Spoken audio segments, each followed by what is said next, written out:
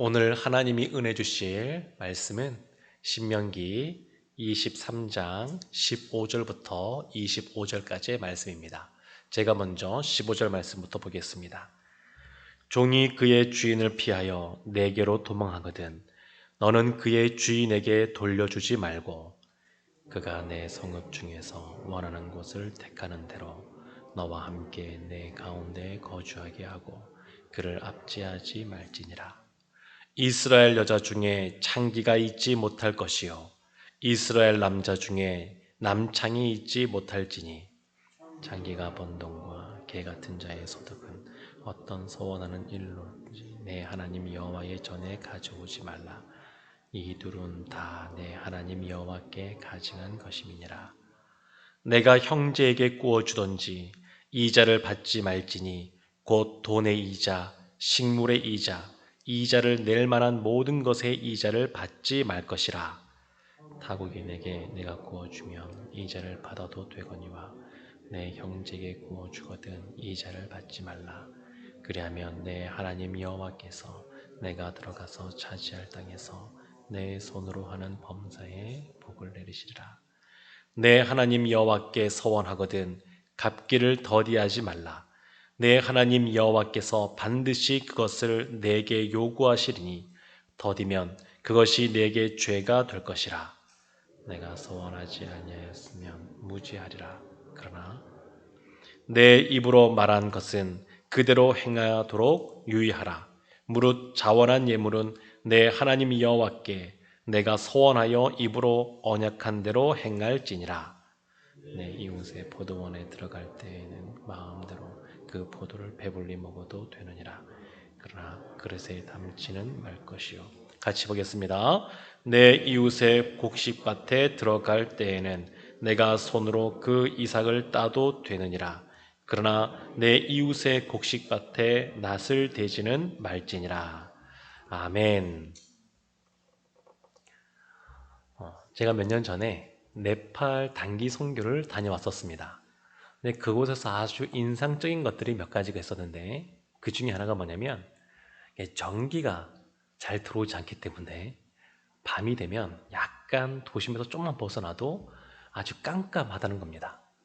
아주 깜깜해서 그 주변에 얼마나 자연환경이 좋은지 반딧불이가 저는 그렇게 많은 반딧불이는 처음 봤는데 그냥 서 있으면 그냥 주택가가 있어도 다 반딧불이가 다 돌아다닙니다. 너무너무 많습니다. 너무너무 아름답고 멋진 장면으로 기억이 되지만 한편으로는 그만큼 그 나라가 어렵고 살아가는 사람들이 고생한다라는 겁니다. 그나마 거기에서 조금 더 올라가게 되면 차가 다니지 않는 산으로 올라가게 되면 보기만 해도 비참할 정도로 아주 힘들게 살아가는 사람들이 많이 있습니다. 그런데 이들만 그런 것이 아니라 전 세계적으로 보게 되면 우리나라처럼 풍족하게 여유 있게 살아가는 사람들보다 어렵고 힘들게 그날 먹을 음식을 놓고 또 걱정하는 사람들이 훨씬 더 많은 것을 볼 수 있습니다. 그런데 이렇게 어렵고 힘든 사람들에 대하여 하나님께서는 그냥 두지 않으시고 그들에게 하나님의 자비를 베풀어 주라고 우리에게 말씀하고 있습니다. 그래서 오늘 전할 말씀의 제목이 뭐냐면 성도에게 자비는 선택이 아니라 필수입니다. 성도에게 자비는 선택이 아니라 필수라고 하는 제목을 가지고 말씀을 전하고자 합니다. 오늘 말씀 보게 되면 성도, 거룩한 하나님의 백성, 거룩한 하나님의 자녀들이 하나님을 사랑하는 자녀들이 하나님을 사랑함으로 이 세상을 살아갈 때 어떻게 구체적으로 살아가야 되는지 그 규례들을 크게 5가지로 구분지어서 이야기하고 있습니다. 우리가 하나님의 자녀로서 그리스도인으로서 어떻게 살아야 되느냐, 실제 삶에서 어떻게 살아야 되느냐, 거기에 대한 지침들이 주어진 것이 오늘 본문의 말씀입니다. 첫 번째 15절, 16절 보게 되면 종에 대한 이야기가 나옵니다. 근데 이스라엘은 원래 종이 되지 않습니다. 종이 되는 경우는 어떤 경우냐면 이런 경우입니다. 같이 이스라엘 민족 중에서 종이 되는 경우는 살아가기가 너무 힘들어서 생존을 걱정해야 되는 상황 속에 종으로서 이제 들어가게 되면 그 주인이 그 종을 돌봐주는 겁니다. 그러니까 자유인으로 살 때보다 종으로 살 때가 그 사람에게 훨씬 나을 때, 그때 종으로 들어가는데, 종으로 들어가도 계속 그 사람을 압제하고 부리는 것이 아니라 그리스도 안에서, 하나님 안에서 이 이스라엘 민족은 한 형제 아니겠습니까? 한 공동체의 형제니까 그들을 잘 대해주고, 또 시간이 지나면, 몇 년 지나면 풀어줘야 되고, 풀어줄 때 그냥 풀어주면 안 되고 그가 넉넉히 살아갈 수 있도록 챙겨줘야 됩니다. 그러니까 종이 된다고 하는 것은 그 주인이 하나님의 그 주인에게 베풀어 주신 거 가지고 자비를 행하는 겁니다. 자비롭게 행하는 겁니다. 종이 때문에 그런 것이 압제하는 것이 아니고, 자유를 박탈하는 것이 아니고 잘 돌봐주고 케어해주는 겁니다. 그래서 여기 나오는 종이 압제를 받는 경우, 핍박을 받는 경우는 유대인이 아니라, 이스라엘 민족이 아니라 이방인이라고 볼 수 있습니다. 우리나라 본다 그러면 오늘날 외국인 노동자, 종은 아닙니다만 외국에서 들어온 사람들, 이런 사람들에 대해서 압제하지 말고 그들에게 잘 대해줘라, 이런 이야기가 나오게 됩니다. 두 번째 보게 되면 이 창기가 나오게 되는데, 이 여자 중에 창기, 남자 중에 남창이 나오는데, 이 당시에 이 창기와 남창을 대부분의 학자들이 어떻게 보냐면 신전에서 이제 창기와 남창으로 일하는 사람들을 이야기하는 걸 보고 있습니다. 왜 그러냐면 이 당시에 다산을 이게 의미하는 바알이나 아세라, 이런 우상을 섬기는 곳에서는 그 신전에 아예 이러한 이 창기와 남창이 있었습니다. 그래서 그 자녀를 많이 낳는 것이 복이다 생각했고, 그래서 아주 음란한 행위들을 많이 행했었습니다. 그런데 그렇게 하면서 혹시 그가 마음에 하나님께 서원한 것이 있어서 내가 이것을 하나님께 예물을 드리겠다 한다 할지라도 하나님이 단호하게 말씀하십니다. 그것은 가증한 거기 때문에 가지고 오지도 말라고.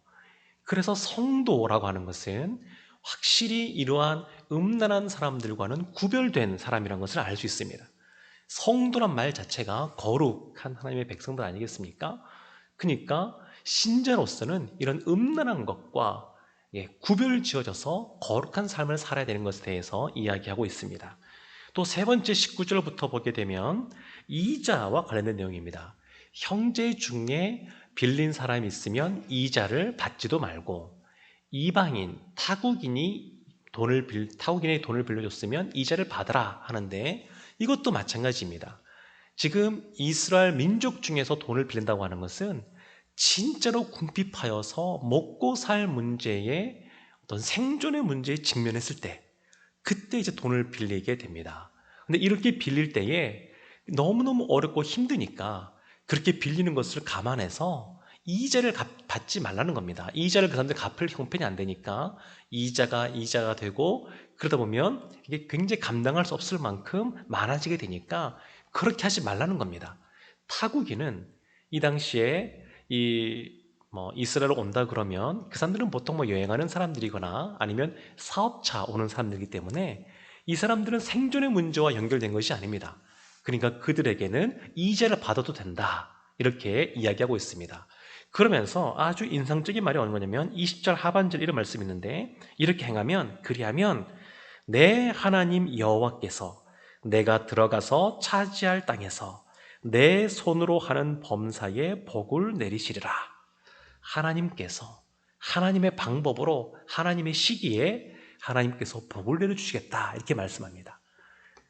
하나님의 말씀을 받아서 자비를 베풀어 주니까 그 자비를 베푸는 사람에게 하나님께서 복을 주시겠다, 이렇게 말씀하고 있습니다.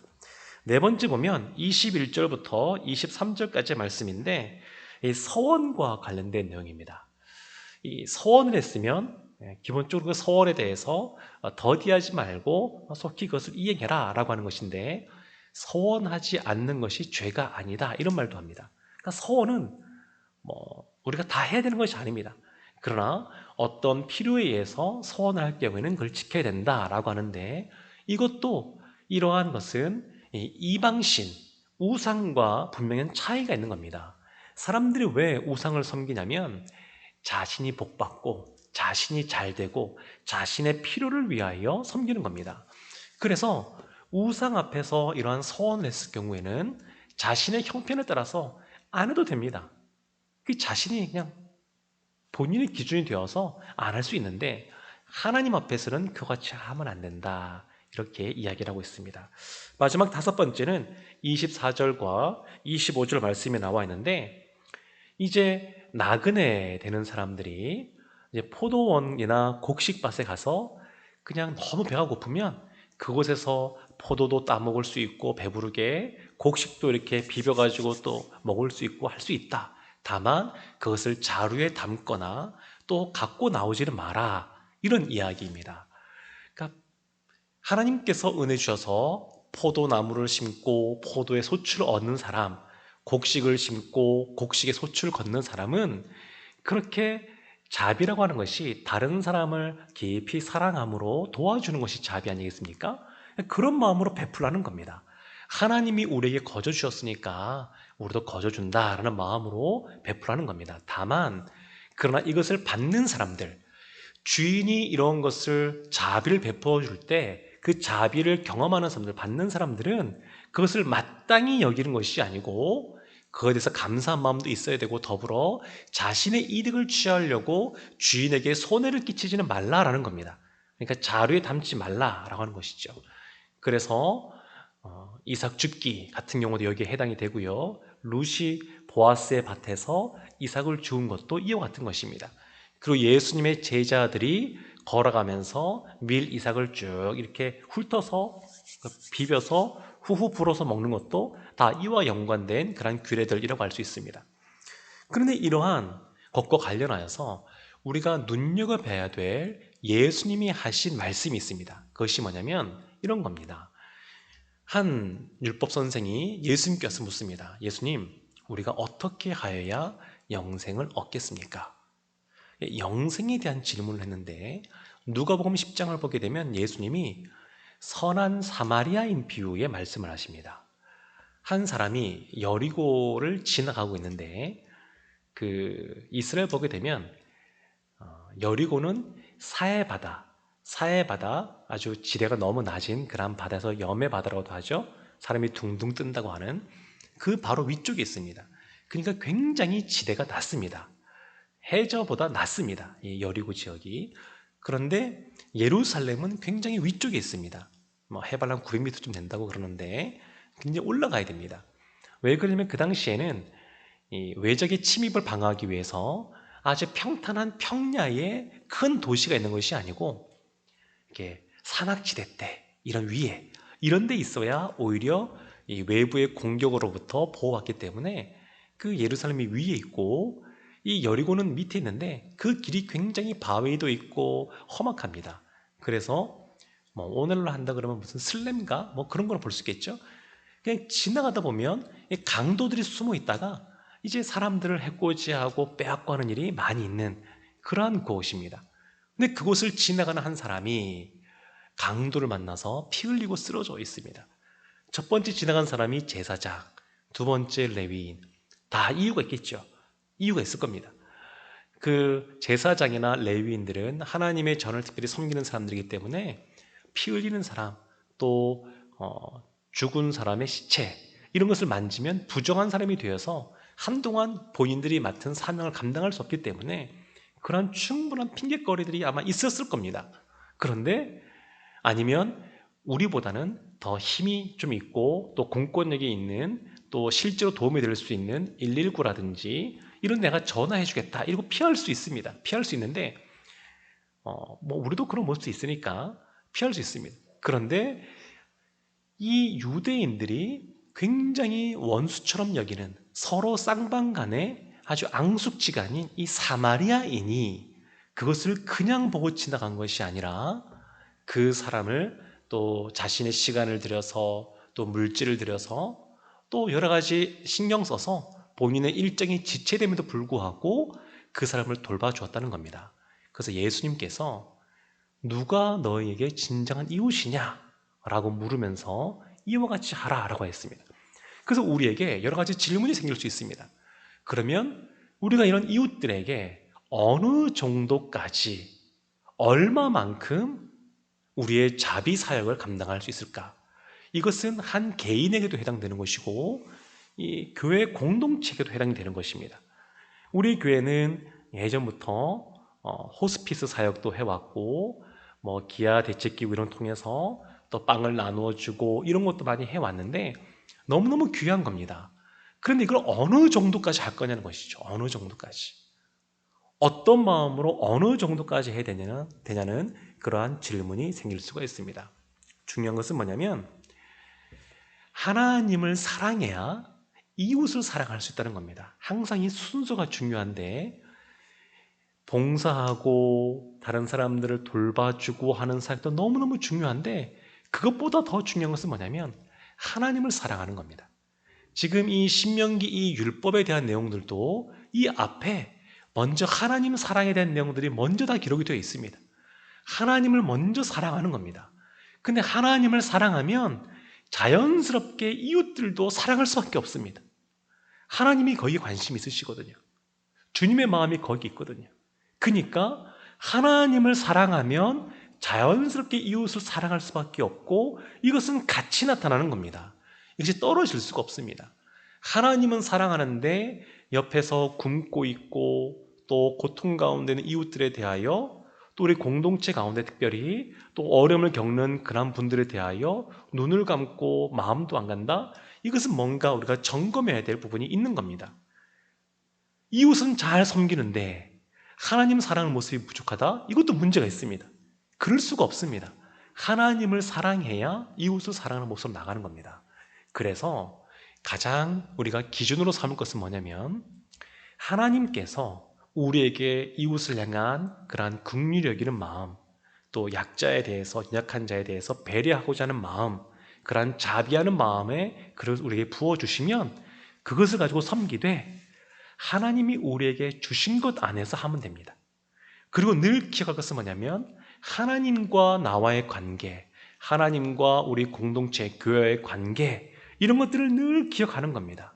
그래서 하나님 앞에 기도하며 나아가면 하나님께서 구체적으로 갈 길들을 보여주시고 상황들을 열어주시고 감당케 해주심으로 말미암아 우리가 하나님이 원하시는 성도로서의 자비로운 그런 모습, 자비의 사역들을 감당할 줄로 믿습니다.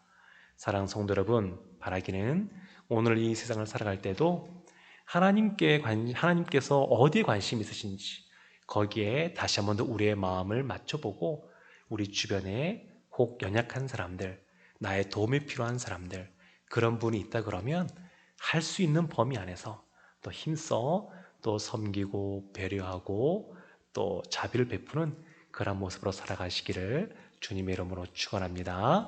기도하겠습니다.